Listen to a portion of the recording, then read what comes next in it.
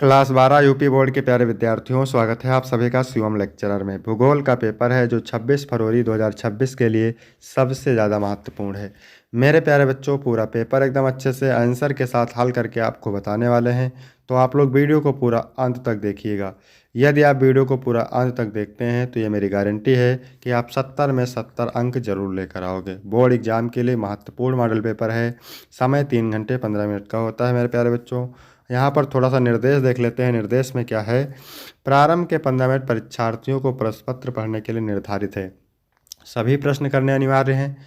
प्रश्न संख्या 1 से 8 बहुविकल्पीय है और प्रश्न संख्या 9 से 16 अति लघु उत्तरीय है, जिनका उत्तर आपको लगभग 20 शब्दों में देना है। प्रश्न संख्या 17 से 22 लघु उत्तरीय है, जिनका उत्तर आपको लगभग 50 शब्दों में, तथा प्रश्न संख्या 23 से 24 विस्तृत उत्तरीय है, जिनका उत्तर आपको लगभग 150 शब्दों में देना है। प्रश्न संख्या 25 से 26 मानचित्र कार्य है। सभी प्रश्नों के निर्धारित अंक उसके सामने अंकित हैं कि कौन सा प्रश्न कितने अंक का है। उपयुक्त रेखा मानचित्रों में आरेखों से अपने उत्तरों की पुष्टि कीजिए। तो सभी लोग वीडियो को लाइक करेंगे, चैनल पर नए होंगे चैनल को सब्सक्राइब करेंगे, शेयर करेंगे। चलिए वीडियो को शुरू करते हैं। सबसे पहले बहुविकल्पीय प्रश्न। प्रश्न नंबर 1 है, निम्नलिखित में कौन सा एक भौगोलिक सूचना का स्रोत नहीं है?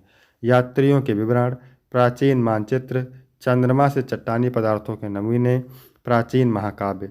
तो भौगोलिक सूचना का स्रोत नहीं है चंद्रमा से चट्टानी पदार्थों के नमूने।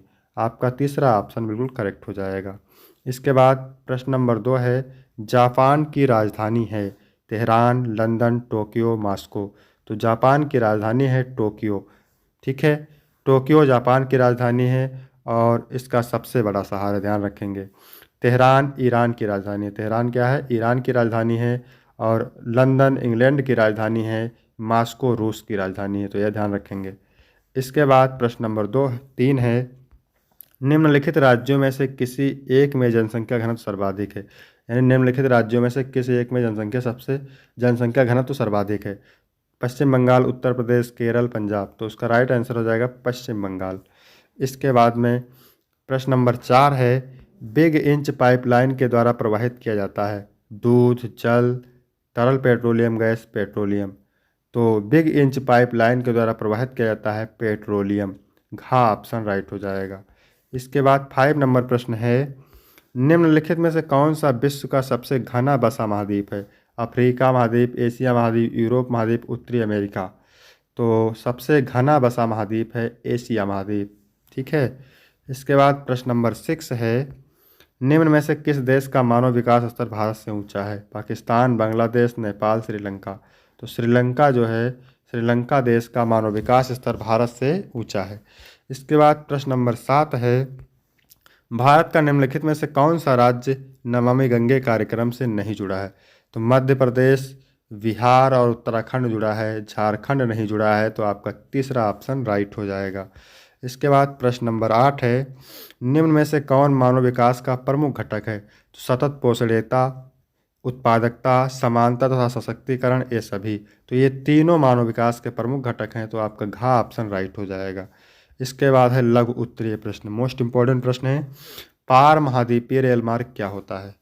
महाद्वीप के आर पार बनाए गए तथा इसके दो सिरों को जोड़ने वाले मार्गों को पार महाद्वीप रेल मार्ग कहते हैं। महाद्वीप के आर पार बनाए गए तथा इसके दो सिरों को जोड़ने वाले मार्गों को पार महाद्वीपीय रेल मार्ग कहते हैं। किन्हीं दो कृषि आधारित उद्योगों के नाम बताइए। तो कृषि आधारित दो उद्योग के नाम निम्नलिखित है, वस्त्र उद्योग और गन्ना उद्योग। क्या है? वस्त्र उद्योग और गन्ना उद्योग। इसके बाद 11 नंबर प्रश्न है, भारवाही पशुओं के विषय में लिखिए। तो जैसे कि नाम से आपको पता चल रहा है, भारवाही यानी भार ढोने वाले। तो ऐसे जंतु जिनका इस्तेमाल हम भार ढोने के लिए करते हैं, तो वे भारवाही पशु कहलाते हैं। लिखेंगे, भारवाही पशु वे जानवर होते हैं जिनके इस्तेमाल हम भार उठाने के लिए करते हैं, जैसे घोड़ा, हाथी, ऊँट, गधा और खच्चर।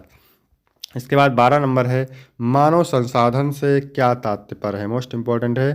तो मानव संसाधन उन लोगों का समूह है जो किसी संगठन, व्यापार क्षेत्र, उद्योग या अर्थव्यवस्था के कार्यबल का निर्माण करते हैं। मानव संसाधन उन लोगों का समूह है जो किसी संगठन, व्यापार क्षेत्र, उद्योग या अर्थव्यवस्था के कार्यबल का निर्माण करते हैं। 12 नंबर है, दो धात्विक खनिजों के नाम लिखिए। तो दो धात्विक खनिजों के नाम निम्नलिखित हैं। पहला है लोएस्क, दूसरा है बॉक्साइट। पहला लोह अयस्क है, दूसरा बॉक्साइट। इसके बाद 14 नंबर है, पृष्ठ प्रदेश के अर्थ को स्पष्ट कीजिए। किसी निश्चित भूभाग का वह प्रदेश जहाँ की जलवायु वन एवं जीव में अनुकूल समानता हो तो वह पृष्ठ प्रदेश कहलाता है। किसी निश्चित भूभाग का वह प्रदेश जहाँ की जलवायु वन एवं जीव में अनुकूल समानता हो तो यह पृष्ठ प्रदेश कहलाता है। 15 नंबर है, भारत में जल प्रदूषण के 2 कारण लिखिए। तो भारत में जल प्रदूषण के 2 कारण निम्नलिखित हैं। पहला कारण है कृषि क्षेत्र में अनुचित गतिविधियां, दूसरा है नदियों के पानी की गुणवत्ता में कमी। भारत में जल प्रदूषण के 2 कारण निम्न हैं। कृषि क्षेत्र में अनुचित गतिविधियां, नदियों के पानी की गुणवत्ता में कमी। 16 नंबर है, मापनी का प्रयोग किसके लिए किया जाता है? तो मापनी का प्रयोग मानचित्रों पर धरातल की दूरी पता लगाने के लिए किया जाता है। मापनी का प्रयोग मानचित्रों पर धरातल की दूरी पता लगाने के लिए किया जाता है। फिर है लघु उत्तरीय प्रश्न। 17 नंबर प्रश्न है, मानव भूगोल की प्रकृति का वर्णन कीजिए। मानव भूगोल मानव और पर्यावरण के बीच संबंधों का अध्ययन है। मानव भूगोल मानव और पर्यावरण के बीच संबंधों का अध्ययन है। यह भौगोलिक स्थान, संसाधन, जनसंख्या, संस्कृति, अर्थव्यवस्था और सामाजिक गतिविधियों के वितरण और उनकी परस्पर क्रियाओं को समझता है। यह प्राकृतिक और मानवीय प्रक्रियाओं के बीच संतुलन स्थापित करने पर जोर देता है, जिससे सतत विकास और पर्यावरण संरक्षण संभव हो सके।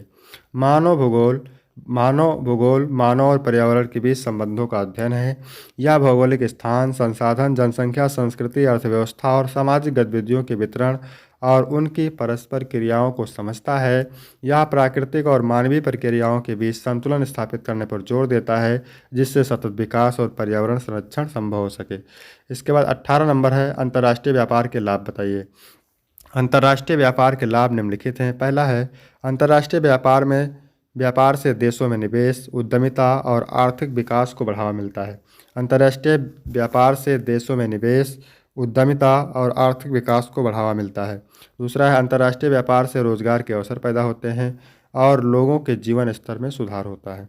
तीसरा है, अंतर्राष्ट्रीय व्यापार से कंपनियों को तकनीकी सहायता मिलती है और नवाचार बढ़ता है। चौथा है, अंतर्राष्ट्रीय व्यापार से व्यापार नीतियों और पर्यावरण नीतियों पर सहयोग बढ़ता है। पांचवा है, अंतर्राष्ट्रीय व्यापार से विदेशी मुद्रा की कमाई होती है। इसके बाद में है 19 नंबर, भारत में ग्रामीण बस्तियों के प्रकारों का वर्णन कीजिए। तो भारत में ग्रामीण बस्तियां मुख्यतः 3 प्रकार की होती हैं: संकुलित बस्तियां, बिखरी बस्तियां और रेखीय बस्तियां। तो संकुलित बस्तियां में जहां घर आपस में सटे होते हैं उसे कहते हैं संकुलित बस्तियां। बिखरी बस्तियां जहां घर दूर दूर बने होते हैं, और रेखीय बस्तियां जो सड़क या नदी के किनारे एक पंक्ति में होती हैं। इनका गठन भौगोलिक परिस्थितियों पर निर्भर करता है। इसके बाद में है 20 नंबर, भारत के पेट्रोलियम संसाधनों पर संक्षिप्त टिप्पणी लिखिए। भारत में पेट्रोलियम संसाधन मुख्यतः पश्चिमी तट, गुजरात और पूर्वी तट में पाए जाते हैं। राजस्थान के बाड़मेर भी तेल भंडार हैं। पेट्रोलियम देश की ऊर्जा जरूरतों का प्रमुख स्रोत है, लेकिन उत्पादन सीमित होने के कारण भारत आयात पर निर्भर है। इसके बाद 21 नंबर है, भौगोलिक सूचना तंत्र के महत्वपूर्ण घटक क्या हैं? तो भौगोलिक सूचना तंत्र के प्रमुख घटक हैं हार्डवेयर, सॉफ्टवेयर, डेटा, लोग और प्रक्रिया। ये सभी घटक मिलकर स्थानिक और गैर स्थानिक डेटा का संग्रहण, विश्लेषण और प्रदर्शन करते हैं। ठीक है। जीआईएस का उपयोग भूस्थानिक यानी भौगोलिक सूचना तंत्र का उपयोग भूस्थानिक निर्णय लेने, योजना निर्माण और प्राकृतिक संसाधनों के प्रबंधन में होता है। इसके बाद 22 नंबर है, उपग्रह संचार के महत्व का वर्णन कीजिए। उपग्रह संचार वैश्विक संचार का साधन है। यह दूरस्थ क्षेत्रों में इंटरनेट, टीवी, रेडियो और फोन सेवाएं प्रदान करता है। आपदा प्रबंधन, मौसम पूर्वानुमान, नेविगेशन और सैन्य संचार में इसकी महत्वपूर्ण भूमिका है। उपग्रह संचार सीमाओं से परे तेज और कुशल कनेक्टिविटी सुनिश्चित करता है, जिससे वैश्विक जुड़ाव संभव होता है। फिर है विस्तृत उत्तरीय प्रश्न। ठीक है, यहाँ पर 23 नंबर प्रश्न है, सहकारी कृषि एवं सामूहिक कृषि पर टिप्पणी लिखिए अथवा भारत में शहरीकरण की प्रक्रिया और उसकी समस्याओं का वर्णन कीजिए। ठीक है, तो इसमें से आपको एक ही करना है। फिर 24 नंबर है, भारत में नगरीकरण को समझाइए, नगरों के प्रकारात्मक वर्गीकरण का वर्णन कीजिए। अथवा करके दिया है, भू निम्नीकरण से आप क्या समझते हैं, इसको कम करने के उपाय बताइए। इसके बाद है 25 नंबर प्रश्न, भारत के दिए गए मानचित्र में निम्नलिखित को उपयुक्त चिन्हों के द्वारा दर्शाइए और उनके नाम लिखिए। तो वेरी वेरी मोस्ट इम्पॉर्टेंट है, 5 नंबर का है। सबसे कम जनसंख्या घनत्व वाला राज्य पूछ रहा है, तो इसको बताना है अरुणाचल प्रदेश। सबसे कम जनसंख्या घनत्व वाला राज्य है अरुणाचल प्रदेश, और इस राज्य की राजधानी है ईटानगर। क्या है? इस राज्य की राजधानी ईटानगर है। इस राज्य का प्रमुख आणविक ऊर्जा संयंत्र क्या है? नरौरा। इस राज्य का प्रमुख आणविक ऊर्जा संयंत्र क्या है? नरौरा। चावल का अग्रणी उत्पादक राज्य क्या है? पश्चिम बंगाल। चावल का अग्रणी उत्पादक राज्य है पश्चिम बंगाल। क्षेत्रफल की दृष्टि से सबसे बड़ा राज्य राजस्थान। क्षेत्रफल की दृष्टि से सबसे बड़ा राज्य क्या है? राजस्थान। इसके बाद 26 नंबर है, विश्व के दिए गए रेखा मानचित्र में निम्नलिखित को उपयुक्त चिन्हों के द्वारा दर्शाइए और उनके नाम भी लिखिए। तो आपको यहाँ पे 5 अंक, ये भी 5 अंक का है। एशिया में सबसे अधिक जनसंख्या वाला देश क्या है? तो एशिया में सबसे अधिक जनसंख्या वाला देश है चीन।